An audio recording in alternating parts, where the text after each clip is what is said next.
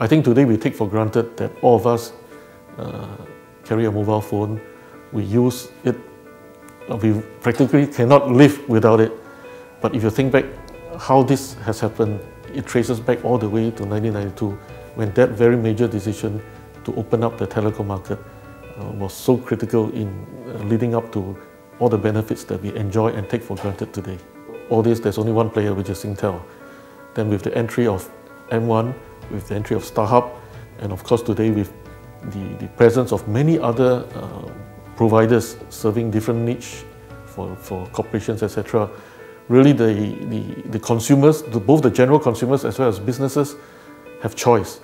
But really the biggest change, in my view, is in the year 2000, when we once and for all decided to entirely open the telecommunication market, meaning anybody who wants to have a license in Singapore can apply for one. There's no restriction other than if there's scarce resources like spectrum, then of course they have to secure the spectrum. In the beginning, you will see the take-up of 3G to be quite moderate. But in fact, I think if you look back, that was indeed a good decision, because ultimately 3G was the start of mobile internet. Because previously with 2G, people used the phone largely for voice. 3G was the first technology, if you like, to enable some form of internet access. But 4G technology is really designed for data.